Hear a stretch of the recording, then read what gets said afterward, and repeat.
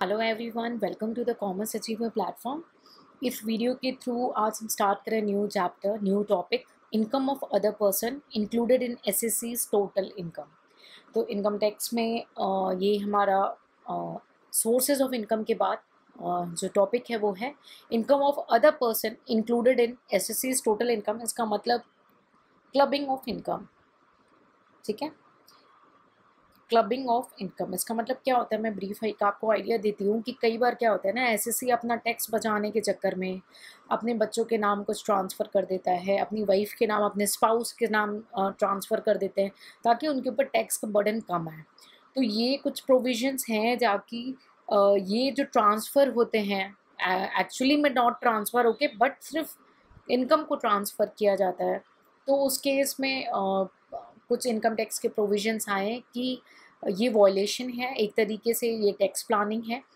तो क्लबिंग करेंगे, जिसकी इनकम है उसी को पे करना पड़ेगा उस पे टैक्स। ठीक है, इसके लिए कुछ सर्टेन टर्म्स एंड कंडीशंस हैं और in respect to the certain topics. ठीक है, तो कुछ ऐसे सिचुएशंस हैं जिसमें क्लबिंग का प्रोविज़न कंसिडर होता है। ये थोड़ा सा लेक्चर बड़ा होगा क्योंकि हम इसमें सारे मेन टॉपिक्स जो हैं समझेंगे, उनका ब्रीफ ओवरव्यू लेंगे।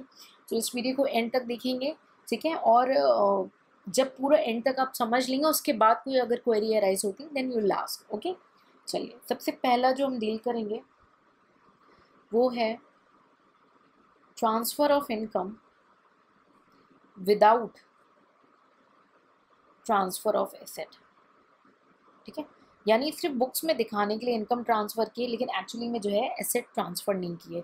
ये डील होता है आपका सेक्शन 60 के अंदर। ठीक है, अब ये किसके इनकम में इंक्लूड होगा, तो इसमें हम इनकम में इंक्लूड होगा या हम बोलेंगे किसके हाथ में ये क्लब होगा। ठीक है, तो जिसने ट्रांसफ़र किया है, ठीक है, उसके हाथ में ये क्लब होगा। ट्रांसफ़र जिसने किया उसको बोलेंगे ट्रांसफरर, और जिसके हाथ में प्रोडक्ट जाता है उसको बोलते हैं ट्रांसफरी। एक एग्जांपल ले लेते हैं। ठीक है, मिस्टर ए हैं। ठीक है, इन्होंने इनकम ट्रांसफ़र कर दी मिसेस ए को। ठीक है, इन्होंने इनकम ट्रांसफ़र कर दी मिसेस ए को बट एसेट नहीं ट्रांसफ़र किया। ठीक है, तो जब इनकम ट्रांसफ़र कर दी, एसेट नहीं ट्रांसफ़र किया, तो वो मिस्टर ए क्या हुए, ट्रांसफरर हुए जिसने ट्रांसफ़र किया है, और मिसेस ए क्या हुई, ट्रांसफरी हुई जिनके हाथ में आई ये चीज़ें। ठीक है, तो इन्होंने ट्रांसफ़र किया इनकम बट एसेट नहीं किए, तो इनके हाथ में टैक्सेबल होगा, किनके, मिस्टर ए के हाथ में जो कि ट्रांसफरर है। तो क्लबिंग किसके अंदर है, ट्रांसफरर के हाथ में क्लब्ड होगी इनकम। ठीक है,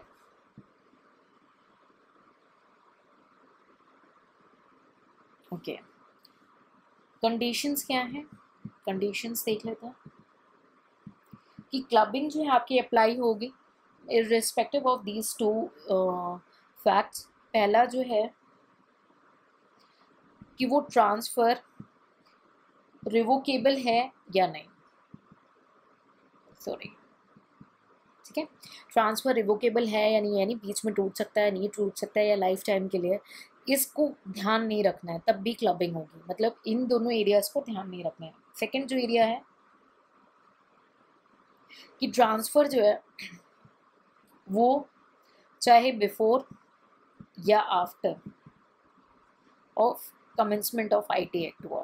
ठीक है, वेरी रेट्रोस्पेक्टिव इफेक्ट है कि अगर किसी ने ट्रांसफ़र की है income without transfer of asset और कुछ नहीं देखना है, क्लब हो जाएगी इनकम ट्रांसफरर के हाथ में। ठीक है, सो आई होप आपको ये क्लियर हो गया पॉइंट।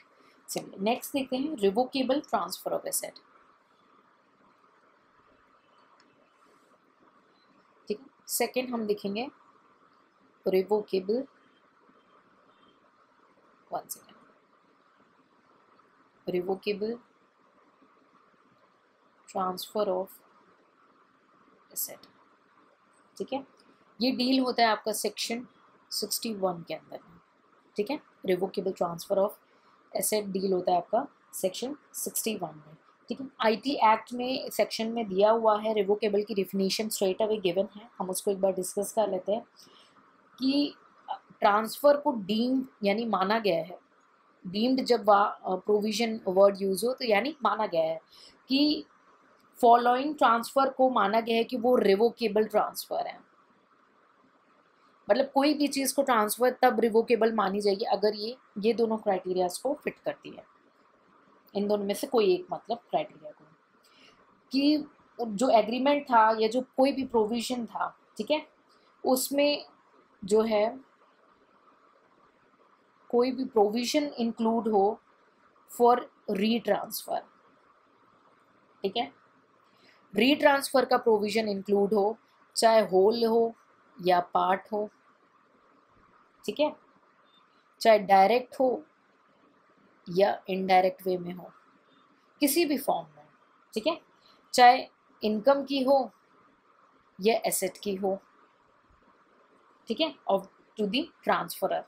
तो अगर कोई भी ऐसा कुछ प्रोविजन इंक्लूड किया तो उसे रिवोकेबल ट्रांसफ़र माना जाएगा, ठीक है, means it contain any provision for retransfer either directly or indirectly for whole or part of the income or the asset, किसको, टू द ट्रांसफरर को। आई होप आपको क्लियर हो ट्रांसफरर किसको कहते हैं, ठीक है, टू द ट्रांसफरर को। एक तो ये क्राइटेरिया थी। दूसरी क्राइटेरिया क्या है कि it gives the transferor a right to reassume, transferor को राइट दिया गया कि वो री एज्यूम कर सके, चाहे डायरेक्टली हो, इनडायरेक्टली हो, होली हो या पार्ट हो ऑफ द इनकम, मतलब रीएजम्पशन है, ठीक है, ट्रांसफरर रीएजम्पशन कर सकता है कि वो उसका इनकम है या वो उसकी एसेट है, होल में या पार्ट में, तो उस केस में माना जाएगा ये रिवोकेबल। ये डिफिनीशन आपके आईटी एक्ट में स्ट्रेट अवे गिवन है, आप अपनी बुक में भी रिफर कर लेंगे, ठीक है। तो रिवोकेबल ट्रांसफर किसे माना जाएगा, या तो वो फर्स्ट है तब भी ये सेकेंड क्लॉज में फॉल कर रहा है तब भी उसे रिवोकेबल ट्रांसफ़र माना जाएगा। तो अगर कोई ट्रांसफ़र रिवोकेबल है तो किसके हाथ में टैक्सेबल होगा, वो क्लब होगा, 1 सेकेंड, वो क्लब होगा आपका ट्रांसफरर के हाथ में, ठीक है, मतलब जिसने ट्रांसफ़र की है एसेट उसके हाथ में वो क्लब हो जाएगा, ठीक है। इस सेक्शन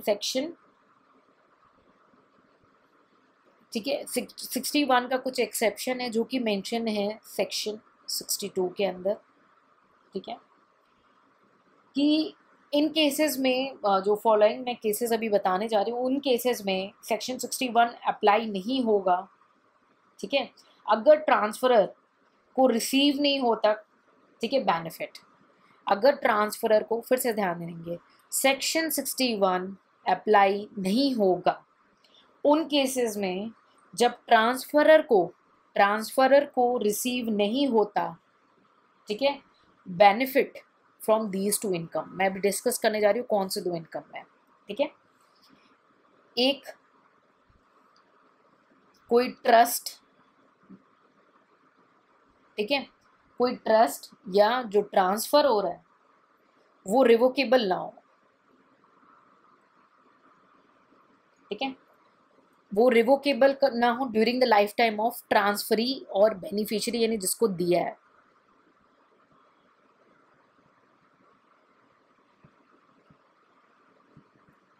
ठीक है। मैं फिर से बता रही हूँ ये एक्सेप्शन है इस केसेस में जब तक बेनिफिट नहीं मिलता है ट्रांसफरर को, ठीक है, तब तक इस केस में सेक्शन 61 एप्लीकेबल नहीं होगा, ठीक है, इस ट्रस्ट वाले केस में। और दूसरा केस, अगर कोई ट्रांसफ़र जो है वो किया है प्रायर टू 1 अप्रैल 1961, ठीक, प्लस वो 6 ईयर्स तक रिवोकेबल नहीं था, 6 ईयर्स तक वो रिवोकेबल नहीं था। फिर से रिपीट करूँगी, सेक्शन 61 बताता है कि रिवोकेबल ट्रांसफ़र क्या है, उसने मीनिंग बताई, ये 2 पॉइंट हैं जो कि रिवोकेबल ट्रांसफ़र है, ठीक है। अगर वो रिवोकेबल ट्रांसफ़र हैं तो टैक्सेबल हो जाएगा ट्रांसफरर के हाथ में। लेकिन फिर सेक्शन 62 आता है, वो बोलता है सेक्शन 61 इन दोनों केसेस में नहीं लगेंगे। सेक्शन 61 तब नहीं लगेगा जब जो ट्रांसफ़र है, ठीक है, जब जो बेनिफिट है, एग्जैक्ट बेनिफिट है, वो ट्रांसफ़र को नहीं मिल रहा।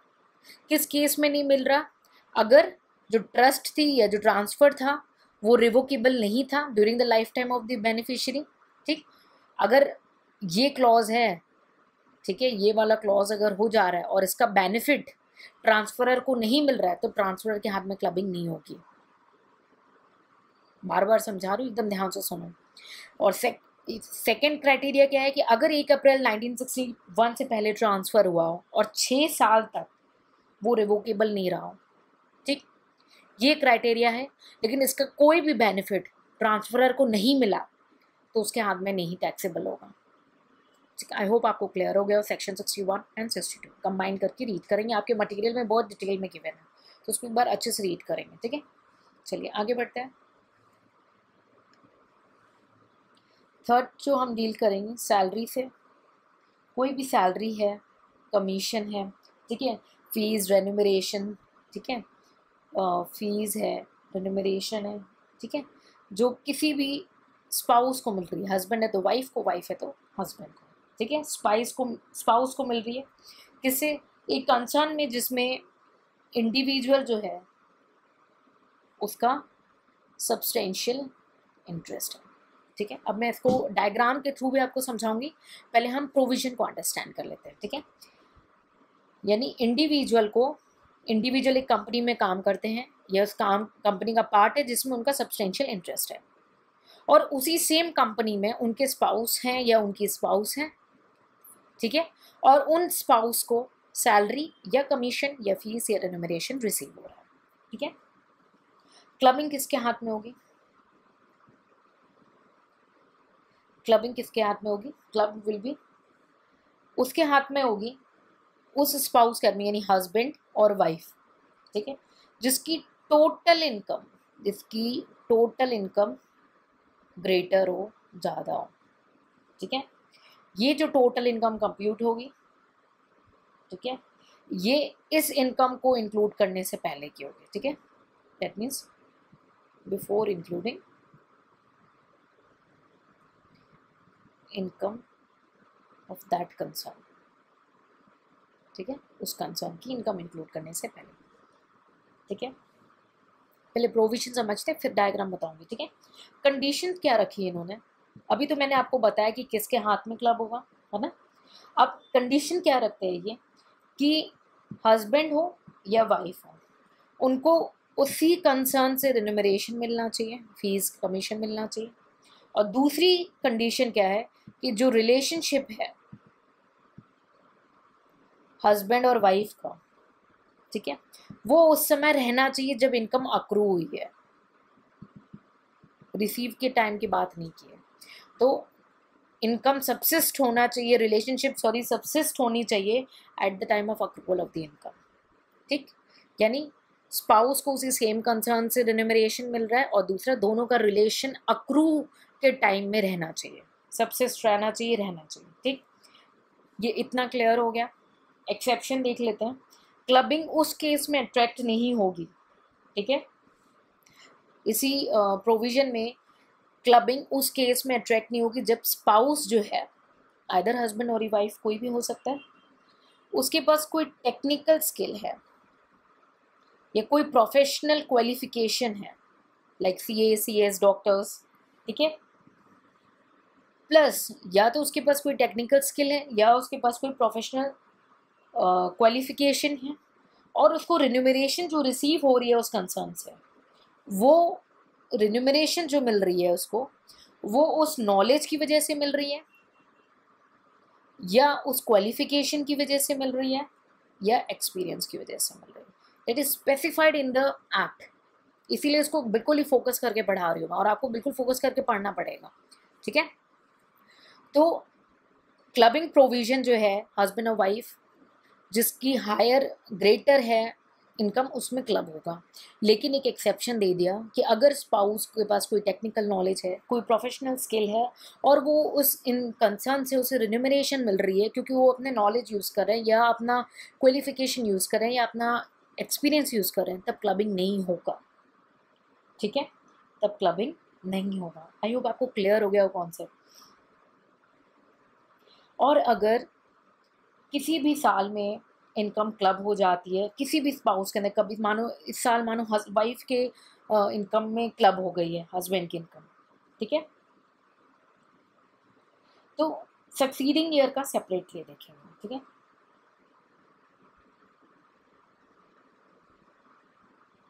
ठीक है, separately that AO will determine कि सक्सीडिंग इनकम का कैसे देखना है। तो चलिए डायग्राम देख लेते हैं एक बार डायग्रामेटिकली समझ देते हो।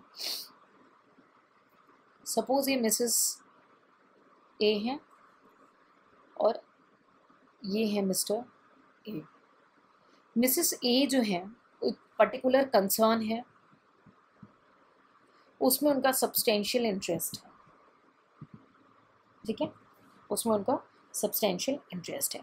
उसी सेम कंसर्न में मिस्टर ए काम कर रहे हैं और कंसर्न उन्हें या तो कोई फीस दे रही है या रिन्यूमरेशन वगैरह दे रही है, ठीक।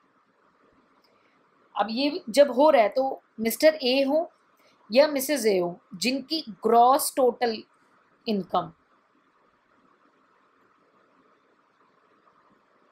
ठीक है, मतलब ये कंसर्न से जो इनकम मिली है उसको छोड़ के अगर इनकी टोटल इनकम जो है जिसकी ज़्यादा हुई, जिसकी ग्रेटर हुई, उसकी इनकम में इंक्लूड हो जाएगा। एग्जाम्पल लेते, सपोज करो मिस्टर ए की 10 लाख हुई और इधर 8 लाख हुई, सपोज, हाँ, और ये कंसर्न से इनको मिली थी, वो इनकम इसमें भी इंक्लूड नहीं है। तो 10 लाख मिस्टर ए की इनकम ज़्यादा है, इनके में ये जो इनकम होगी इनकी इनकम क्लब हो जाएगी, मिसेस ए की इनमें क्लब हो जाएगी। और सपोज करो इनकी 18 हुई तो मिसेस ए में क्लब हो जाएगी। आई होप आपको क्लियर। यही अगर मिस्टर ए के पास कोई टेक्निकल या प्रोफेशनल स्किल या प्रोफेशनल क्वालिफिकेशन है तब क्लबिंग नहीं होती, दोनों का अपने अपने हाथ में टैक्सेबिलिटी अरेस्ट होती है, ठीक है।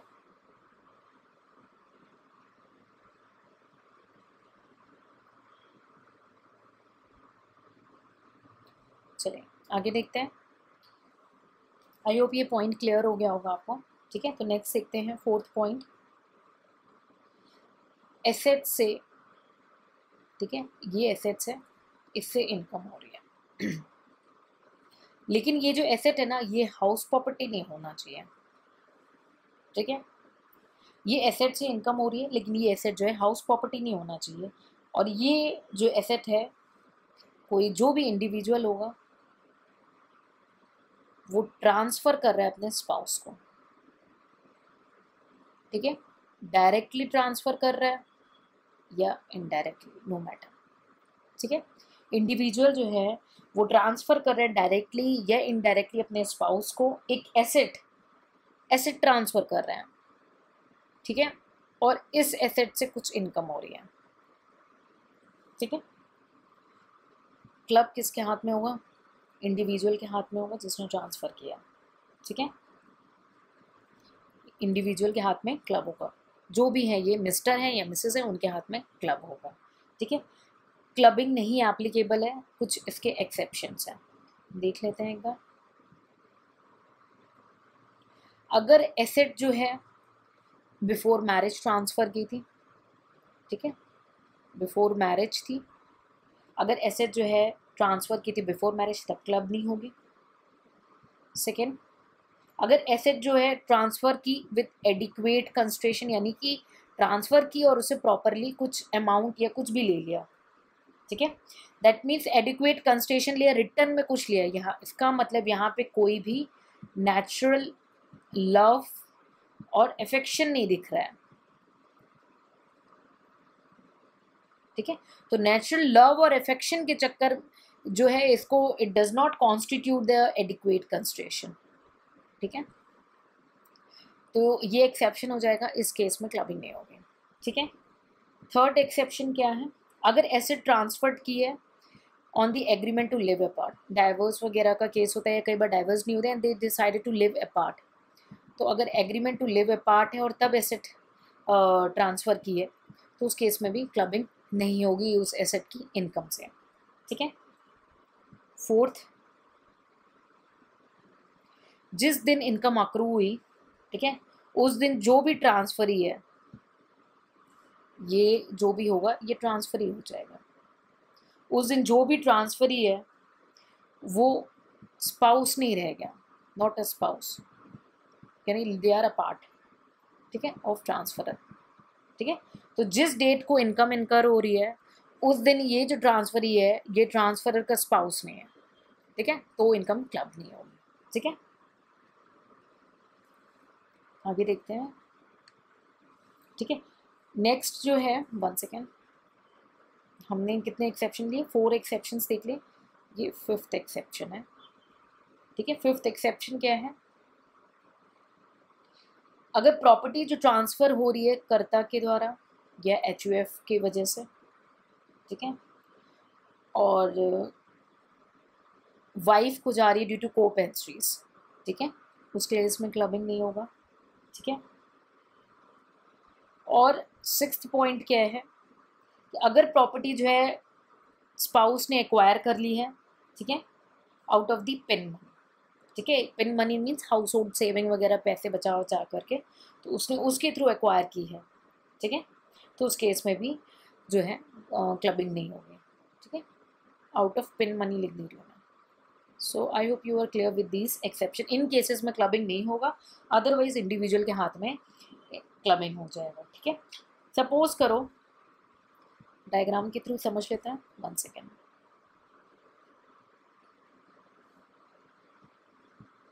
मिस्टर ए है, मिसेस ए है। ठीक है, इन्होंने इनको एसेट दी, अब इनके पास क्या आई, सपोज ये एसेट आ गई। ठीक है, इन्होंने इनको एसेट दी, अब इस एसेट को इन्होंने सपोज करो रेंट किया या कुछ भी किया, उससे इनको इनकम हो रही है। अभी ये प्रोविजन इसी के बारे में बात कर रहे हैं, इस इनकम के बारे में अभी तक हमने सारा कुछ डिस्कस किया। अब कई बार क्या होता है, इन्होंने मिसेस ए को ये एसेट है, ठीक, अब इस एसेट से एक और एसेट बन जा रही है। ठीक है, इसको बोलते हैं accretion of the transferred asset. अब इस एसेट से कुछ इनकम हो रही है। ठीक है, तो ये इनकम क्लब्ड हो जाएगी। ठीक है, ये इनकम भी ट्रांसफरर के हाथ में क्लब्ड हो जाएगी। ठीक, अब कई बार क्या होता है, ये क्लॉज समझ में आ गया? ओके। कई बार क्या होता है, अब एसएससी मिस्टर ए ने मिसेस ए को एसेट दी, एसेट से इनकम हो और इन्होंने ये इनकम कहीं इन्वेस्ट कर दी। ठीक है, ये जो इन्वेस्ट की, अब इससे जो इनकम होगी ये क्लब नहीं होगी, इसलिए बहुत ध्यान से देखेंगे। ठीक है, अब कई बार और भी ये क्राइटेरिया, अब थर्ड क्राइटेरिया क्या है कि कई बार जो है ये जो इन्वेस्टमेंट है एक तरीके से कैपिटल कंट्रीब्यूशन हो जाता है बिजनेस में। ठीक है, और उस कैपिटल कंट्रीब्यूट किया तो इंटरेस्ट भी मिलेगा कैपिटल में। ठीक है, तो जब इंटरेस्ट मिलेगा उस कैपिटल में तो ये टैक्सेबल, ये क्लब हो जाएगा। ठीक है, किसके हाथ में? ट्रांसफरर के हाथ में। ठीक है, और वैल्यू ऑफ द इन्वेस्टमेंट जो है वो first day of the previous year check करना होगा ऑफ द टोटल इन्वेस्टमेंट। ठीक है, उस पर्टिकुलर डे के दिन। आई होप आपको ये प्रोविजन पूरा क्लियर हो गया। ठीक है, चलिए नेक्स्ट 5th पॉइंट पे बढ़ते हैं। 5th, ठीक है, अगर कोई एसेट है, इस एसेट से इनकम हो रही है, ठीक है, और ये एसेट जो है ट्रांसफर हुई है सन्स वाइफ को। ठीक है, that means income from an asset, income from an asset which is transferred to the son's wife. This is covered under section 64(1). ठीक है, किसके हाथ में क्लब होगा? ट्रांसफरर के हाथ में, यानी इन लॉज जिसने भी ट्रांसफ़र किया उस इन लॉ के हाथ में वो क्लब हो जाएगा। कोई कंडीशन? यस, एक कंडीशन दी हुई है, इनएडिक्वेट कंस्ट्रेशन होना चाहिए, कुछ लिया नहीं है रिटर्न में। ठीक है, इनएडिक्वेट कंस्ट्रेशन में ट्रांसफ़र हुआ तो ये जो है क्लब हो जाएगी in the hands of the in laws. ठीक है, I hope it's clear. Okay, आगे बढ़ते हैं। 6th point, the last point, अगर कोई एसेट ट्रांसफ़र हो रही है जो कि इंडिविजुअल ने एसेट ट्रांसफ़र की है, ठीक है, किसी भी पर्सन को या किसी AOP को, ठीक है, उतने एक्सटेंट की जो जैसे ए पर्सन किसी और थर्ड पर्सन को ट्रांसफ़र किया या AOP को ट्रांसफ़र की उतने ही एक्सटेंड की जितने एक्सटेंड की बेनिफिट या इनकम जो है ट्रांसफरी ने लेनी थी, ठीक है, ट्रांसफरी ने यूज़ की थी, ठीक है। अब ठीक है, और ये बेनिफिट सन की वाइफ के लिए भी हो सकता है या खुद की स्पाउस के लिए भी हो सकता है, कोई भी, ठीक है। तो क्लबिंग किसके हाथ में होगी? इंडिविजुअल के हाथ में होगी जो कि ट्रांसफरर है, ठीक है। अगर इंडिविजुअल के हाथ में होगी, अगर ट्रांसफरर है स्पाउस के केस में, और ऑब्वियसली इन लॉ के हाथ में होगी सन इन लॉ के केस में, ठीक है, सन्स वाइफ के केस में, ठीक है। कंडीशन क्या है? इनएडिक्वेट कंस्ट्रक्शन में ट्रांसफर होनी चाहिए, ठीक है, इनएडिक्वेट कंस्ट्रक्शन में ट्रांसफर होनी चाहिए, ठीक है। It means the transfer of asset by an individual to a person और an AOP to the extent such income is used by transferee for the immediate or deferred benefit, चाहे तुरंत का benefit लेना हो या फ्यूचर का benefit लेना हो, that benefit of spouse, son spouse और बेनिफिट ऑफ सेल्फ स्पाउस। तो इंडिविजुअल जो ट्रांसफर है स्पाउस के केस में उसके हाथ में टैक्स क्लबिंग होगी, और सन्स वाइफ के केस में इन लॉ के हाथ में क्लबिंग हो जाएगी। आई होप आपको क्लियर है। नेक्स्ट मैंने बोला ये लास्ट पॉइंट है, यस ये लास्ट पॉइंट था। 7th पॉइंट मैं आपको बता दे रही हूँ, माइनर्स का इनकम है, इसको सेपरेटली डील करेंगे, थोड़ा सा लंबा टॉपिक है माइनर्स इनकम, और उस पर काफ़ी डिटेल हमें डिस्कशन करना है, ठीक है। तो हमारा जो नेक्स्ट टॉपिक होगा क्रॉस ट्रांसफ़र एंड माइनर्स का इनकम, उसको हम सेपरेटली लेक्चर्स में उसको कवर करेंगे, ठीक है। सो आई होप आपको इतना क्लियर हो गया हो इस लेक्चर के थ्रू, ठीक है। So in case of any doubt, feel free to ask in the comment section. Take care. See you in the next lecture.